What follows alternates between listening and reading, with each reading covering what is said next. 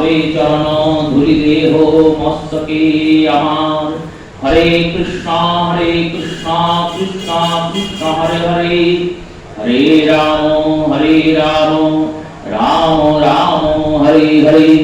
শ্রী গুরু প্রেমানন্দ সীতানাথ নিতাই গৌর হরি बोल। श्री गुरु प्रेमानंद सीतानाथ निताय गौर हरि बोल। श्री गुरु प्रेमानंद सीतानाथ निताय गौर हरि बोल।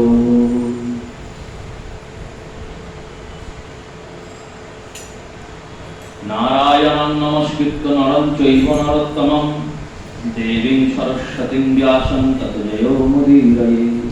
भक्तगोष्ठी संगे चैतन्य जय जय, শুনিলে চৈতন্য কথা ভক্তি লব্ধ হয়।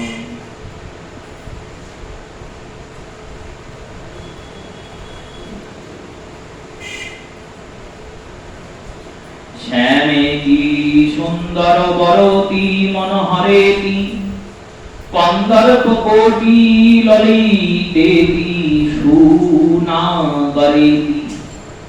শোত কণ্ঠমন্যী গৃণন্তি মহুরাকুলাক্ষী, সারাধিকাময়ী কদা नु ভবেত প্রসন্না। কলিপাবন অবতার রাধা কৃষ্ণ মিলিত তনু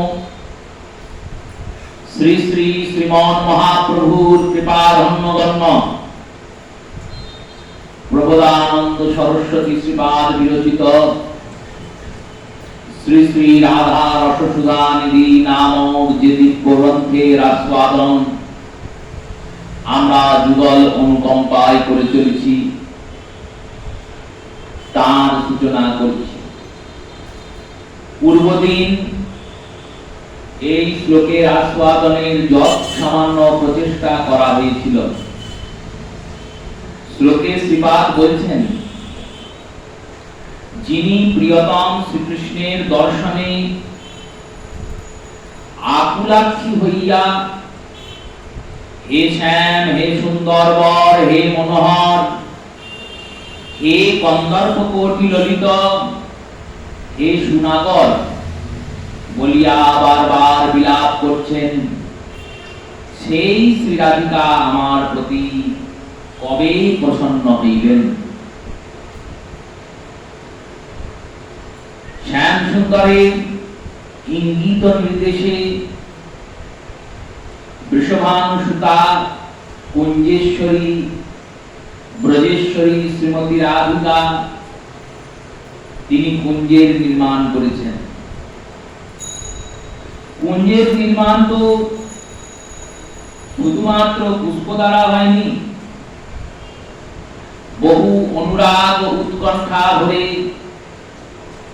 প্রিয়তম শ্যাম সুন্দর আসিবেন তার সুখবিধান হেতু। একটি একটি ফুলকে তার বৃন্দ থেকে আলাদা করে পাপড়িগুলি দিয়ে সজ্জার নির্মাণ হয়েছে। মঞ্জুরিরা নিজের নিজের কর্ম অনুযায়ী পুষ্প আদি চয়ন করে এনেছেন। সখীরা সেই ফুলগুলিকে বাছাই করেছেন। সহচরী দাসীগণ সেই ফুল দিয়ে কুঞ্জকে সাজিয়েছেন। যেখানে যে ফুলটা প্রয়োজন, সাজানো মানে তো যেমন তেমন করে নয়, নিজের মনটাকে সর্বোত্তম স্নিগ্ধ করে সম্পূর্ণ মনে আনন্দ পাচ্ছি এই উপলব্ধি করে আমার মনটা যাতে আনন্দ পায় সেই বস্তুর দ্বারা ভগবানের সেবার নাম আত্মবদমতে সেবা। ভগবান সুখী কিসে হবেন বুঝবো কি করে? মহাজনগণ বললেন, দেখো তোমরা যে বলছো প্রেমের পরাকাষ্ঠা হলো কৃষ্ণের সুখে, ব্রজাঙ্গনার প্রেম হয় কাম গন্ধহীন, কৃষ্ণ সুখ তাৎপর্য এই তার চিহ্ন। কৃষ্ণের সুখ ছাড়া তারা অন্য কিছু চিন্তা করেন না। এই কৃষ্ণের সুখটাকে বুঝবে কি করে? কৃষ্ণ সুখটা বোঝার কি করে উপায় পাব? আমি আমার মতো করলাম, কিন্তু তাতে যে গোবিন্দ সুখী হবে নি, সেটাকে বোঝার কোনো কি উপায় আছে? মহাজনগণ বলছেন, দেখো এই কৃষ্ণ সুখটা তুমি তোমার দেহ দ্বারা উপলব্ধি করতে পারবে। কত সুন্দর দার্শনিক চিন্তন দেখো। অন্যান্য পন্থ, অন্যান্য মত, অন্যান্য সম্প্রদায়, অন্যান্য আচার্যগণ যে দেহটাকে বললেন ভজনের সব থেকে বড় বাধা, কারণ এই দেহের মধ্যেই কাম, ক্রোধ, লোভ, মোহ, মদ, মাৎসর্য রূপী সর্ববিকারের জন্ম। গৌড়ীয় বৈষ্ণব আচার্যগণ বললেন, বাধা তো কি হয়েছে? এই দেহটাই ভজনের সব থেকে সহযোগী। তুমি দেহটাকে সুখী করার চিন্তা করছো, এটা তোমার স্বভাবজাত ধর্ম। কারণ গোটা জগতে সবাই সুখী হতে চায়। উপনিষদ বলেছেন, সুখাং মে ভূর ভূর দুঃখং মা নস্য পশ্যেৎ, যেন আমার কোনোদিন দুঃখ না হয়, আর সুখ যেন আমার ভুরি ভুরি হতেই থাকে। এটা শুধু আমার আপনার ভাবনা নয়, ওই তুচ্ছ কীট থেকে শুরু করে ব্রহ্মাদি পর্যন্ত তুচ্ছ কীটও চাইছে সুখ পেতে, আর দুঃখ না পাই এই চিন্তা করছে। শীতকাল আসবে তো পিপিলিকা চিন্তা করছে শীতে আর বেরোতে পারবো না, সারা বছর যা খাচ্ছে তার অর্ধেক দিয়ে সঞ্চয় করে রাখছে। তাহলে পিপিলিকারও চিন্তা দুঃখ যেন না হয়, সুখ যেন হয়। আবার প্রজাপতি ব্রহ্মা, ইন্দ্র, অমরাবতীর রাজা ইন্দ্র, কেউ তপস্যা করতে বসলেন আর অমনি ইন্দ্রের চিন্তা হয়ে গেল, যদি তপস্যা করে আমার সিংহাসনটা চেয়ে নেয়, তাহলে তো আমাকে গদি ছেড়ে দিতে হবে, স্বর্গ ছাড়তে হবে। ওখানে ইন্দ্রেরও চিন্তা ওটাই, সুখ ছাড়তে পারবো না। সুখ চিন্তন করাটা এই দেহের প্রকৃতিজাত ধর্ম। আর প্রকৃতিজাত ধর্ম শুধু নয়, এই দেহের ভিতর বসবাসকারী যে আত্মা, সেই আত্মারও প্রকৃতিজাত ধর্ম এটাই।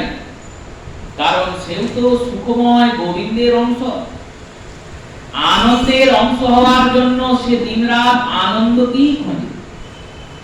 যেমন সমুদ্র থেকে সূর্যের তাপে বারিবিন্দু জলবিন্দু মেঘ হলো, আর মেঘ হয়ে হাওয়াতে ভাসতে ভাসতে কোথায় পর্বতরাশি সেখানে চলে গেল। ওই মেঘের মধ্যে থাকা বারিবিন্দু চিন্তা করছে, আমি কোথায় ছিলাম আর কোথায় এলাম।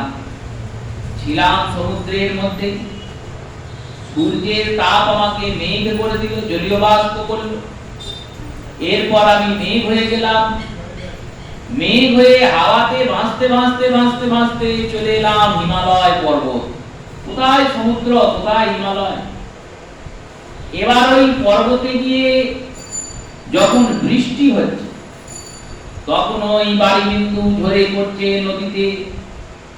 নদীর জল গড়াতে গড়াতে এই গ্রাম ওই গ্রাম, এই নগর ওই নগর করতে করতে আবার সেই সমুদ্রে এই বারিবিন্দু গিয়ে উপস্থিত হচ্ছে। তেমনি পরমাত্মা রূপী করুণা সিন্ধু গোবিন্দ থেকে এই অনন্ত কোটি জীবাত্মা রূপী বিন্দুদের নির্গমন।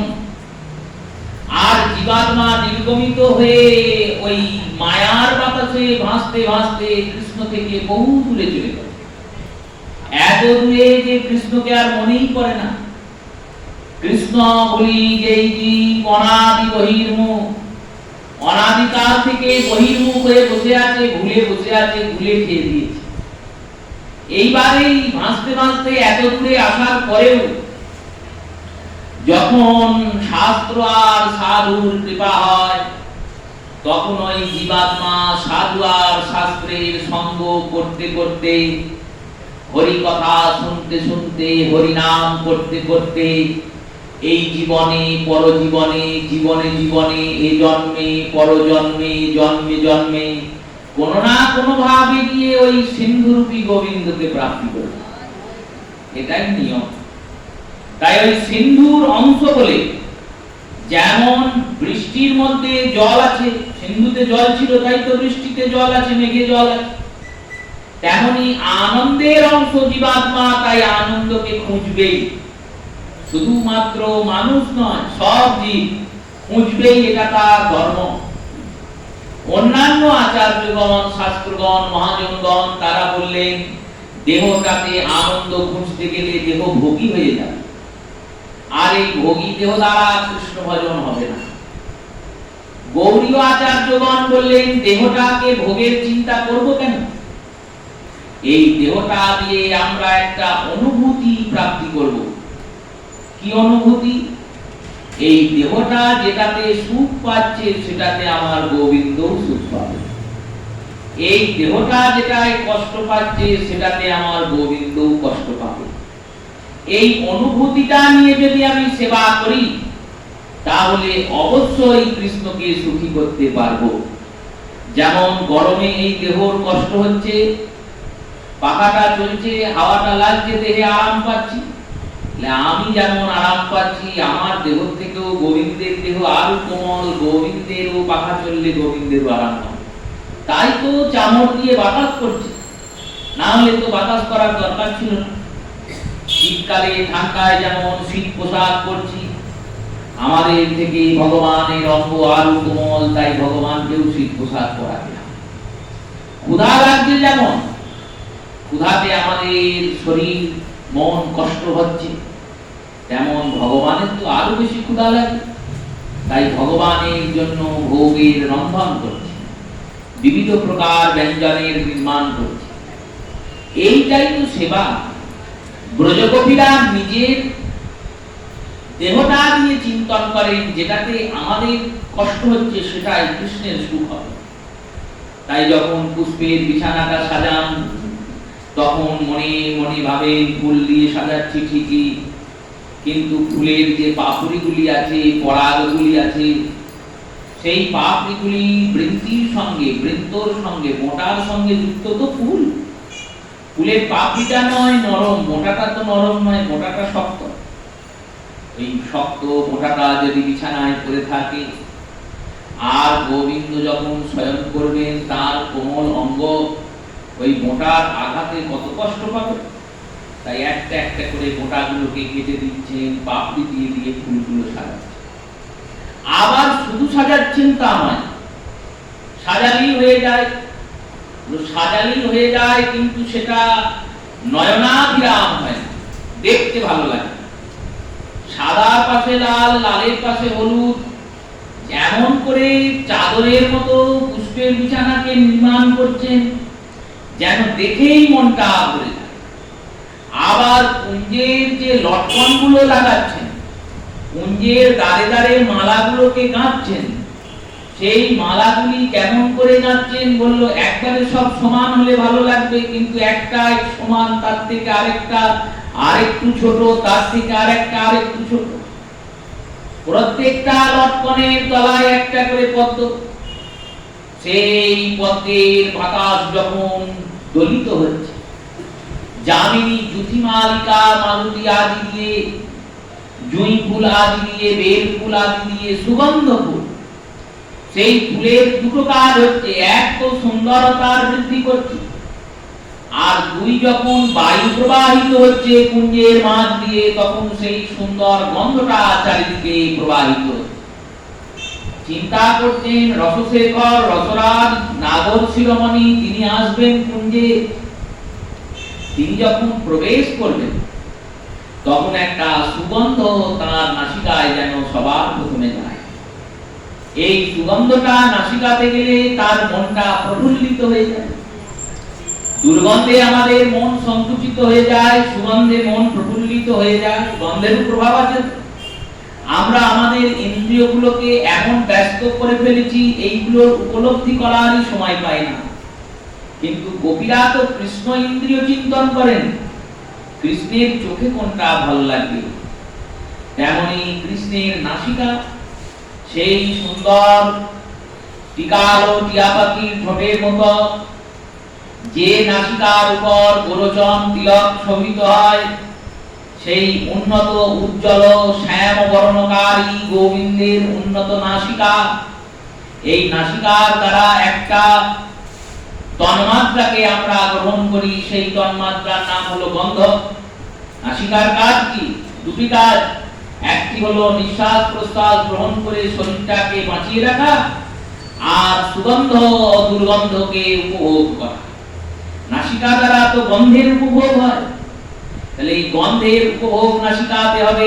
গোবিন্দ আসবেন, তাই গোবিন্দ আসার আগেই কুঞ্জের এমন পুষ্পের সাজ সাজিয়েছেন যে পথটা দিয়ে গোবিন্দ আসবে। শুধু কুঞ্জ সাজিয়েছেন তা তো নয়, কুঞ্জের যে পথ দিয়ে ভগবান শ্যামসুন্দর কুঞ্জে আগমন করবেন, সেই পথটাতেও ফুল পেতেছেন একটা একটা করে। সবরী মা যেমন রামচন্দ্র আসবেন বলে প্রতিদিন একটা করে ফুল পাতেন, আবার সন্ধ্যাবেলায় ছড়িয়ে দিতেন। একজন গিয়ে জিজ্ঞেস করছেন সবরীকে, সবরী যখন 9 বছর বয়স, তখন তিনি মাতঙ্গ ঋষির আশ্রমে গিয়েছেন, আর ঋষিবর দীক্ষা দান করেছেন। ওই আশ্রমটি সবরীকে দান করে তিনি অন্যত্র আরেকটু দূরে গিয়ে আশ্রম স্থাপন করে গুরুদেব থাকেন। আর সবরী মাতা ওই আশ্রমে বাস করেন, এখনো সে আশ্রম আছে। চিত্রকূট পর্বতে কাছে নাসিকের কাছে সবরী মায়ের আশ্রম আর মাতঙ্গ ঋষির আশ্রম দুই এখনো আছে। এই গুরুদেব গিয়েছেন, যাওয়ার সময় বলে গিয়েছেন এই আশ্রমটা তোমার, তুমি থাকবে। গুরুদেবকে বলেছেন, প্রভু আমি কি করব, থাকবো কেন না, স্বয়ং ভগবান রাম রূপে অবতীর্ণ হবেন দশরথ নন্দনে, আর নরলীলা করার জন্য তিনি বনবাসে আসবেন। তার পত্নী সীতাকে রাবণ হরণ করে নিয়ে যাবে। যখন হরণ করে নিয়ে যাবে, তখন তিনি খুঁজবেন, অন্বেষণ করবেন। অন্বেষণ করতে করতে তোমার কাছে এসে উপস্থিত হবে। যখন তোমার কাছে আসবেন, তখন ওই কিষ্কিন্ধা নামক বালিয়ার সুগ্রীবের যে রাজধানী, সেই রাজধানীর পথটা তুমি দেখিয়ে দিও, আর সুগ্রীবের সঙ্গে রামচন্দ্রের মিলনের ব্যবস্থা করে দিও। সবরই চিন্তা করেছেন, গুরুদেব বলেছেন ভগবান আসবেন, কবে আসবেন তো বলেনি, যদি কালকেই চলে আসে প্রভু, তাই প্রতিদিন ফুল দিয়ে পথটাকে সাজান, প্রতিদিন ফল তুলে এনে একটা একটা করে চেখে চেখে দেখেন, যেটা মিষ্টি সেটা রেখে দেন, যেটা টক তেতো সেটা ফেলে দেন, ঠান্ডা জল নিয়ে এসে রেখে দেন। প্রভু আসবেন। বনের মধ্যে যেটুকু সেবা করা যায়, বনে তো আর রাজ সেবা করা সম্ভব নয়, রাজ সেবার উপকরণ আপনি বনে পাবেন কি করে? বনে যেটুকু সেবা করা, প্রতিদিন ফুল পাতেন। পাততে পাততে সবরই যুবতী ছিল, যুবতী থেকে আজ বৃদ্ধা হয়ে গেছে, কিন্তু ফুল পাতাটা বন্ধ হয়। প্রত্যেকদিন সকালে গিয়ে ফুল তুলে আনেন। বনের আশ্রমের দরজা থেকে আশ্রমের কুটির অবধি যে রাস্তাটা, সেই রাস্তাটা প্রতিদিন ফুল দিয়ে সাজান, আর সন্ধ্যা হয়ে গেলে আবার ফুলগুলোকে সরিয়ে দেন। প্রতিদিন এই কাজ করেন, দেখেন অনেকে। এই সব দেখার পরে একদিন একজন জিজ্ঞাসা করছেন, হ্যাঁ গো, এই ফুল যে তুমি পেতে প্রতিদিন পাচ্ছ, আবার সন্ধ্যা হচ্ছে সরিয়ে ফেলছ, এত কষ্ট করার কি দরকার?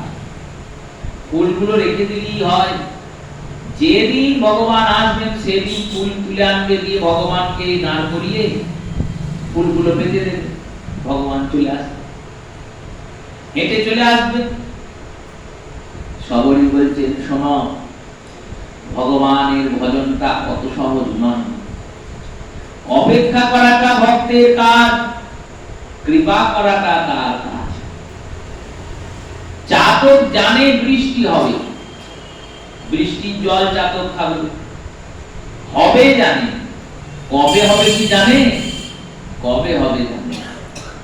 দিন রাত ফটিক জল করে চিৎকার করে যায়, বুক ফাটা চাতকের চিৎকার কানে লাগে। অনেকের চিন্তা করে, কত চিৎকার করছিস, এত চিৎকারের তো দরকার নেই। আরে অভাব থাকলে চিৎকার করবি। জলের কি অভাব আছে জগতে? 1 ভাগ স্থল, 3 ভাগ জল। গোটা বিশ্ববাসীর জলের পিপাসা এই 3 ভাগ জল মেটায়, আর চাতকের পিপাসা মেটাতে পারে না। চাতককে বলছেন, তুমি ওই রকম চিৎকার না করে এই পৃথিবীতে কত জল আছে খেয়ে নিলেই তো পারো। চাতক বলছেন, ওই জল আমি খাবো না, আমি বৃষ্টির জন্যই অপেক্ষা করব। অপেক্ষা করতে করতে যদি মরে যাও, মরে যাব, কিন্তু খেলে বৃষ্টির জলই খাবো। চাতক যদি সামান্য বৃষ্টির জল পাওয়ার জন্য এত অপেক্ষা করতে পারে, যিনি অনন্ত কোটি জগতের চিরকালের অনন্ত অনন্ত জন্মের দুঃখের তৃষ্ণা একবার দর্শন দিয়েই মিটিয়ে দিতে পারেন, সেই জগদীশ্বর জগৎপতি দর্শনের জন্য আমরা অপেক্ষা করতে পারি না? আমি অপেক্ষা করতে পারি না। তাই গুরুদেব বলে গেছেন, আসবেন, আমি অপেক্ষা করব। অপেক্ষা করতে করতে যদি তিনি না আসেন, বললো সেটা তার ব্যাপার। তিনি আসলে তার ব্যাপার, না আসলে তার ব্যাপার। আমার কাজ হলো তার জন্য অপেক্ষা করা। এটাই হচ্ছে ভক্তের ভজনের সর্বশ্রেষ্ঠ অঙ্গ, এটাই ভজনের সর্ব উপভোগিতা। দেখুন, গোবিন্দের ভোগ রন্ধন হচ্ছে, গোবিন্দের ভোগের রন্ধনের পরে গোবিন্দের ভোগ পরিবেশন হলো। পরিবেশনের পরে সেই ভোগ নিয়ে গিয়ে প্রভুর সামনে রাখা হলো, ব্রাহ্মণ নিবেদন করলেন, তারপর আরতি হলো, প্রসাদ হয়ে গেল। প্রসাদ ভক্তদের দেওয়া হলো, ভক্তরা মহানন্দ পেল। কিন্তু এই যে এত বড় পদ্ধতি, এর মধ্যে সব থেকে বেশি সময় কোন সময় ব্যয় হয়? ওই ভোগ রান্না করতেই সময়টা বেশি ব্যয় হয়। ভোগ রান্নাটাতেই তো সময় বেশি লাগবে। জোগাড় করো, আমান্য করো, তাকে ধৌত করো, তারপরে রন্ধন করো। এই এর পরের পদ্ধতিগুলো তো বেশি সময় লাগে না। পরিবেশন, ভগবানকে ভোগ নিবেদন, আরতি, এই ভোগের যে রান্না এত কষ্ট করে করছো, কেন করছো? ওই কষ্টটা কি আনন্দ আছে? যখন কেউ রন্ধন করছেন, তিনি চিন্তা করছেন, এটা আমার গোবিন্দ সেবায় লাগবে, গরু সেবায় লাগবে, চিন্তা করে করে তো রান্না করছেন। তেমনি ভক্ত চিন্তা করছেন, আমার ভগবান আসবে, এলেই তো সব শেষ হয়ে যাবে। এই আশার যে আকুলতা, ভগবানের আগমনের যে আকুলতা, আকুলতাটা শেষ কখন হবে? বলুন, ভগবান যে আসবেন আর আকুলতা থাকবে না, প্রাপ্তি হয়ে গেল। অপ্রাপ্ত বস্তুর প্রাপ্তির যে উৎকণ্ঠা, আকুলতা, এই আকুলতার নামই হচ্ছে ভক্তি, আকুলতার নামই ভজন, আকুলতার নামই প্রেম। আকুলতা না থাকলে প্রেম থাকে না। আর এই আকুলতাটা কখন হবে? বললো, যখন গোবিন্দ বলবেন আমি আসবো, আর তুমি গিয়ে কুঞ্জটা সাজাবে। তাই সখীরা কুঞ্জ সাজান, ভগবান সাজানোর জন্য নির্দেশ দেন। এক এক সখী এক এক ভাবে এসে কুঞ্জ সাজিয়েছেন, আর কুঞ্জ সাজিয়ে শ্রীমতী অপেক্ষা করছেন। অপেক্ষা করতে করতে চন্দ্রদেব ধীরে ধীরে ধীরে ধীরে অস্তাচলের পথে যাচ্ছেন। রাত্রি আস্তে আস্তে আস্তে আস্তে বড় হচ্ছে। সখীদেরকে জিজ্ঞাসা করছেন রাধারানী, সখী, মধ্যরাত্রি কি পার হয়ে গেল? ললিতাদি সখীগণ তারা মনে মনে ভাবছেন, কি করে বলি। তবুও বলতে বলেছেন তো? তাই বলছেন হ্যাঁ, মধ্যরাত্রি পার হয়ে গেছে, মাঝরাত পেরিয়ে গেছে। এবার ভোরের দিকে আস্তে আস্তে রাত্রি অগ্রসর হচ্ছে। মধ্যরাত্রি পার হয়ে গেলে তো আর 2 প্রহর রাত থাকে, আর 6 ঘন্টা। এই 2 প্রহরের মধ্যেও মধ্যরাত্রির পরের 1 প্রহরটাই রাত্রি, তারপর ব্রহ্ম মুহূর্ত পড়ে যায়। তখন সাধকেরা উঠে পড়েন, মঙ্গলারতির সময় হয়ে যায়। মঙ্গলারতি তো আর দিনে সূর্য ওঠার পর হয় না, সূর্য ওঠার আগে মঙ্গলারতি হয়। সূর্য উঠে গেলে আর মঙ্গলারতি কি করে হবে? নিশান্ত লীলা, নিশার অন্ত লীলা এটা। নিশা অন্ত মানে হলো রাত্রি শেষ, সূর্যের আগমন, ঠিক তার আগে মঙ্গলারতি। অন্তত পক্ষে আরতিটা শুরু তো সূর্য ওঠার আগে করতে হবে। সেই রূপে সখীরা যেই বলেছেন অমনি প্রিয়াদি বিরহে বিরহী তবে কাছে, ধীরাকান্তা দূরে দেখি করে প্রত্যুত্থান, নিকটে আসিলে করে আসন প্রদান, হৃদে কোপ মুখে করে মধুর বচন, প্রিয় আলঙ্গিতে তারে করে আলিঙ্গন। প্রেমের কি বিচিত্র স্বভাব দেখুন। শ্রীমতী কুপিত হয়েছেন, ক্রুদ্ধ হয়েছেন, রাগ হয়েছে।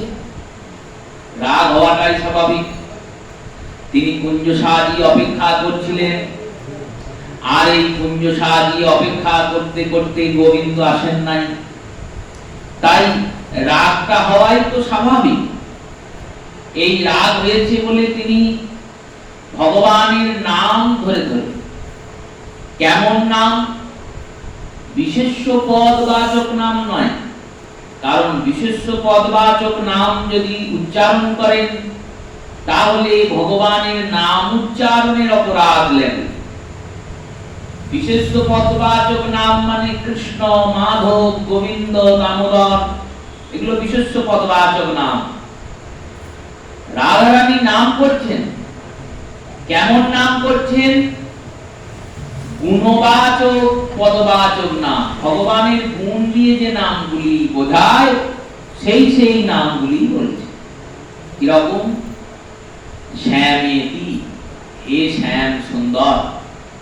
ভগবান কালো, তাই ভগবানকে শ্যাম বলে। তারপরেই বলছেন সুন্দরেতি, হে সুন্দর। কালো বলেছেন কেন? মহাজনগণ টিকা করছেন, এখানে বললেন কালো বলেছেন কারণ রাধারানীর হৃদয়টা এখন কালো হয়ে গেছে ক্রোধে। তাই বলছেন তুমি তো কালোই, তোমার কাজই এই রকম, যে তোমায় ভালোবাসবে তাকে তুমি ভাবাবে। যে করে কৃষ্ণে আস, কৃষ্ণেও করে সর্বনাশ। তোমার কাজই হচ্ছে সর্বনাশ করা। যে একবার তোমার হবে তার পরীক্ষা নেওয়া তোমার কোনো শেষ নাই। আমাকে তুমি বলেছো কুঞ্জ নির্মাণের কথা, তাই আমরা কুঞ্জ নির্মাণ করেছি। যখন তুমি গোচারণে যাচ্ছিলে তখন বারবার নিজের কুঞ্চিত কেশে হাত দিয়েছো। আমরা চিন্তা করেছি কেশে হাত দিয়েছে, কেশের সঙ্গে নাম সমীকরণে যুক্ত একটা কুঞ্জ হয়, তার নাম কিশোরী কুঞ্জ। এই কিশোরী কুঞ্জ কিশোর বনে অবস্থিত। কিশোর বন বৃন্দাবনের অতি সন্নিকট। এই কিশোর বনে হরিনাম ব্যাস নামক সাধক তিনি যুগল কিশোরকে প্রকট করেছিলেন। সেই কিশোরী কুঞ্জের লীলায় তো এই কিশোরী কুঞ্জের সজ্জাতে সুসজ্জিত করেছেন কুঞ্জকে, ফুল দিয়ে সাজিয়েছেন, শেষ বিছিয়েছেন, প্রদীপ দিয়ে আলোয় আলোকিত করেছেন তার দেশ। আর তুমি আমাদেরকে কাঁদিয়ে কোথায় পড়ে আছো? আদেও তুমি বাড়ি থেকে বেরিয়েছো নাকি তাও জানা নাই। হয়তো বা মা যশোদা তোমাকে একবারে ধমক ধামক দিয়ে ঘুম পাড়িয়ে দিয়েছে, বেরোতেই দেয়নি। নতুবা তুমি বলরামের সঙ্গে এমন খেলায় মেতে গেছো যে খেলতে খেলতে দাদা বলরামের কোলেই ঘুমিয়ে পড়েছে। এখনো কিন্তু তিনি ভাবছেন না যে গোবিন্দ অন্য কোন কবির কুঞ্জে গিয়েছেন। তিনি ভাবছেন হয়তো গোবিন্দ বেরোন নাই, আমরা সাজিয়েছি ঠিক আছে, ভগবান বেরোতে পারবেন তবে তো এখানে আসবেন। তাই তুমি কালো, তোমার নাম যেমন তোমার গুণও তেমন। শ্যামে কি হে শ্যাম, হে শ্যাম বড়। তারপর ভাবছেন শুধুই কি কালো? না না, যদি শুধুই কালো হয় তাহলে জগতের মন কি করে হরণ করল? কালো বলে তুচ্ছতাচ্ছিল্য করলে হবে না। কালো মানে আমরা যেমন ভাবি, কালো শব্দের অর্থ কি বললো? দেখতে ভালো না, রূপ নাই, ফর্সা নয় তো কালো। তুচ্ছতাচ্ছিল্য করলে হবে না, কারণ কালো যদি তুচ্ছতাচ্ছিল্যের বস্তু হয় তাহলে কৃষ্ণের রূপে জগৎ পাগল হয়ে যায় কি করে? তাই সুন্দরেতি, তুমি সুন্দর। কতটা সুন্দর? সুন্দর তো বটেই, কতটা সুন্দর? এই সুন্দরের তুলনা দেওয়া যাবে না, অতুলনীয়, কোনোভাবেই তুলনা দেওয়া সম্ভব না। গোবিন্দের সুন্দরতার তুলনা কি করে দেবে? পদকর্তা তো তাই লিখেছেন যে কিরূপ হেরিনু মধুর মুরতি প্রীতি রসের সার হেন লয় মনে এটি ভুবনে তুলনা নাহিতা। সুন্দর, তোমার সুন্দরতার কোনো অন্ত নাই। মহাপ্রভু সনাতনকে বলছেন, শোনো সনাতন, কৃষ্ণের রূপের এক কণ, কৃষ্ণের রূপের এক কণ, একটা কণা ডোবায় যেন ত্রিভুবন। শুধু এই ভুবনের লোক পাগল হবে না কৃষ্ণকে দেখলে, তিন ভুবনের লোক পাগল হয়ে যাবে। যে দেখবে গোবিন্দকে আর তার কিছু দেখতে ইচ্ছা করবে না। সর্বজীবে করেন আকর্ষণ, সবাইকে আকর্ষণ করেন। কৃষ্ণ শব্দের অর্থই তো এটা, কর্ষয়তি অতঃ কৃষ্ণম। যেমন লোহাকে চম্বুকের কাছে নিয়ে গেলেই চম্বুক আকর্ষণ করবে, তেমনি ভগবানের রূপের মধ্যে ওই চম্বুকের থেকে অনন্ত কোটি গুণ আকর্ষণ আছে। একবার যদি কেউ দেখে আর কিছু দেখতে ইচ্ছা করবে না, শুধু তাকেই দেখবে বারবার। এই কৃষ্ণের রূপ এমন সুন্দরেতি, কেমন সুন্দর? মনোহরেতি, মনোহরণকারী সুন্দর। ওই সুন্দরটা কেমন? যে একবার দেখে তার মনটা গোবিন্দ হরণ করে নেয়, আর তার মনে অন্য কিছু দেখতে ইচ্ছা করে না, দিনরাত শুধু ওই কৃষ্ণেরই রূপ চিন্তা করে। বললেন বেশ মনোহরেতি যদি বলো, মনোহরণ কখন হয় জানো? বললো কখন না, যখন কামনা থাকে তখন মনোহরণ হয়। কামনা মানে বললো কোন বস্তু আমার মনোহরণ করলো, মনোহরণ করলো মানে ওই বস্তুটাকে আমি চাই, এই চাওয়ার নামই তো কামনা। কৃষ্ণের রূপ দেখেও কামনা উৎপন্ন হয়। ভাগবতের একটা সিদ্ধান্ত করে দিয়েছেন রাধারানী বেদগীতে। রাধারানী বলছেন, জানিস সখী, যখন গোবিন্দ বংশীনাদ করতে করতে ওই যমুনার ধার দিয়ে দিয়ে হাঁটতে হাঁটতে যান, তখন যমুনা দেবী কৃষ্ণের বংশীনাদ শ্রবণ করে প্রফুল্লিতা ও স্ফীতা হয়ে ওঠেন। যেন দেখে মনে হয় যমুনার মধ্যে জোয়ার চলে এসেছে। জোয়ার এসেছে যখন যমুনায়, যমুনা স্ফীত হয়ে উঠেছেন। টিকাকাররা যমুনাকে বলছেন, তুমি কি করে স্ফীত হলে? এ তো প্রকৃত বিরুদ্ধ কর্ম হয়ে গেল। কারণ যমুনাতে তো জোয়ার ভাটা হয় না, গঙ্গাতেই হয় না, ওই সমুদ্রের কাছের জায়গাগুলোয় হয়। কলকাতায় হয় কেন? সমুদ্রের কাছে বলে। আমাদের গঙ্গায় জোয়ার ভাটা হয়? কোনোদিনও হয় না। আর সেই বৃন্দাবনের যমুনা, সেখানে তো কোনো প্রশ্নই নেই। তুমি জোয়ারের মতো এইরকম ফুলে উঠলে, এত জল কোথা থেকে এলো তোমার মধ্যে? যমুনা বলছেন, জোয়ার কখন হয় জানো? হ্যাঁ জানি, কখন হয়? চন্দ্র আর সূর্যের আকর্ষণে জোয়ার।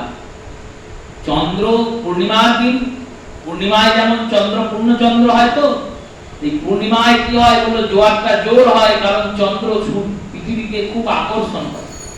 পৃথিবীকে আকর্ষণ করছে চন্দ্র, এবার পৃথিবীর যে মাটি, সেই মাটি তো আর ফুলে উঠতে পারবে না, কিন্তু জল তরল, তাই জলের মধ্যে আকর্ষণটা বোঝা যায়, জল ফুলে ফুলে উঠে পড়ে, এই জন্যই জোয়ার হয়। আর বিকর্ষণ যখন হয় তখন ভাটা হয়, উল্টো হয়ে যায়। এই চন্দ্র আর সূর্যের আকর্ষণে জোয়ার হয়। তো বললেন হ্যাঁ, বললো আজকেও তাই হয়েছে। বললো কি করে? না, কৃষ্ণ হচ্ছেন স্বয়ং সূর্য স্বরূপ। কৃষ্ণ সূর্য সম, মায়া ঘন অন্ধকার, জয়ছে কৃষ্ণ তৈছে নাই মায়ার অধিকার। একটা সূর্যের আকর্ষণে যদি সমুদ্র প্রফুল্লিত হয়, কৃষ্ণের মধ্যে কোটি সূর্য সমতাপ তেজ আছে। এই কোটি সূর্য সম তেজ যুক্ত কৃষ্ণ, তার উপরে আবার বাঁশিটাকে নিয়েছেন হাতে, আর হাতে বাঁশিটা নিয়ে ওই 10টা আঙুল দিয়ে যখন বাঁশিটা বাজাচ্ছেন, দেখে মনে হচ্ছে বাঁশির যে ছিদ্রগুলো আছে, ওই ছিদ্রগুলো দিয়ে দিয়ে চাঁদগুলো একবার করে ঢুকছে আর বেরুচ্ছে, আর নেচে নেচে খেলে খেলে বেড়াচ্ছে। এক একটা আঙুলের নখ এক একটা চাঁদ। তাহলে কৃষ্ণ স্বয়ং সূর্য, আর হাতের 10টা আঙুল 10টা চাঁদ, আর পায়ের আঙুল 10টা চাঁদ। এই এত চন্দ্র সূর্যের আকর্ষণ যদি থাকে, তাহলে আমি স্থিত হব না, তাহলে কে স্থিত হবে? তাই যমুনা স্থিত হন, আর স্থিত হয়ে ছুটে চলেন পাগলিনীর মতো, প্রিয়তম গোবিন্দকে আলিঙ্গন করবেন। আলিঙ্গন করার জন্য যখন ছুটে চলেন, তখন ভাবে আমি নিয়ে কি যাব? উপহার তো নিয়ে যাওয়া দরকার, প্রিয়তমের চরণে যাচ্ছি।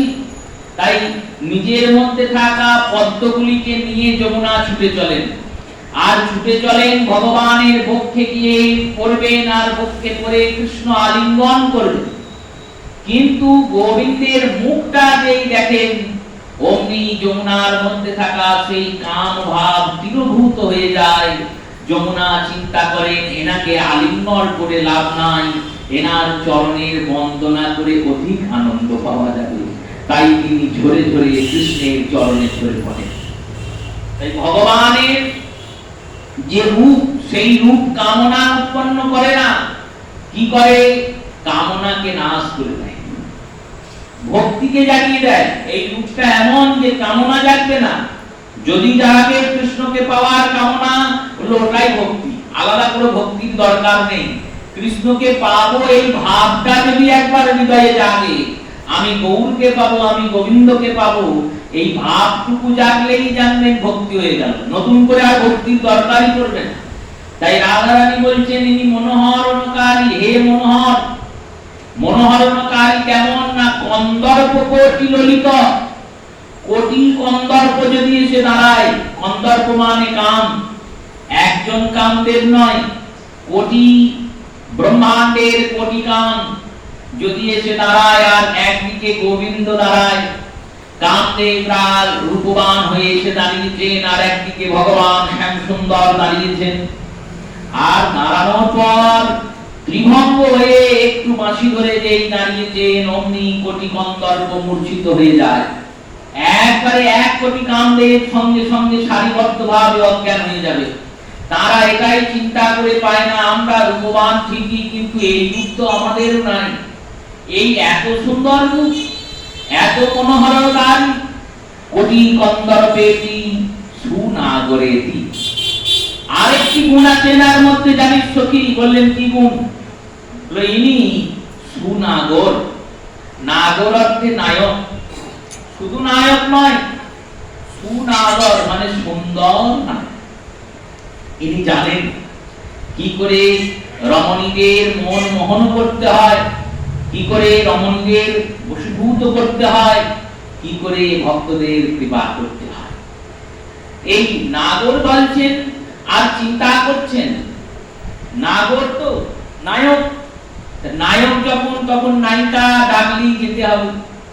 তাহলে উনি কি কোন নায়িকার আলিঙ্গন বাহুপাশে আবদ্ধ হয়ে থেকে গেলেন? এই সমস্ত চিন্তা করছেন। কিছুক্ষণের মধ্যেই প্রভাতের প্রভাকর দিবাকর সূর্যের সারথি অরুণ আকাশে উদিত হয়েছে, অরুণোদয় হয়েছে, চারিদিক লাল আলোতে ভরে গেছে। আর সেই লাল আলোতে কুঞ্জের পথের দ্বারে শ্যাম সুন্দর সমগ্র অঙ্গে চন্দন বিভূষিত হয়ে এসে দাঁড়িয়ে আছে। চন্দ্রার কুঞ্জে গিয়েছিলেন। চন্দ্রা তো সেবা জানে না, চন্দ্র আমাদের মতো নিজের মন মতো গোবিন্দ সেবা করেছে। গোবিন্দের সুখ হয়েছে না দুঃখ হয়েছে ও সব বোঝার দরকার নেই। অলকা তিলকাকে গোপীরা কত সুন্দর করে পরিয়ে দেন, চন্দন গোপীরাও দেন, কিন্তু যেখানে যতটা দরকার ততটা দেন। ইনি করেছেন কি গোটা গায়ে চন্দন মাখিয়ে দিয়েছে। আর ভগবান পিত ধরা পড়তে ভালোবাসেন।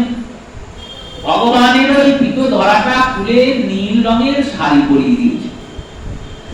আর গোটা অঙ্গে নখ দিয়ে আঘাত করে ভগবানের অঙ্গটা ক্ষতবিক্ষত করে। এই যে কপাল, ললাটে আর বক্ষদেশ, এই দুই জায়গাতে চন্দ্রা সিঁদুর দিয়ে দাগ করে দিয়েছে। সিঁদুর দিয়ে ভগবানের ললাটে দাগ, আর বক্ষে শয়ন করেছিলেন মাথা রেখে, তাই চন্দ্রার সিঁদুরের কুমকুমের দাগ গোবিন্দের বক্ষে পড়েছে।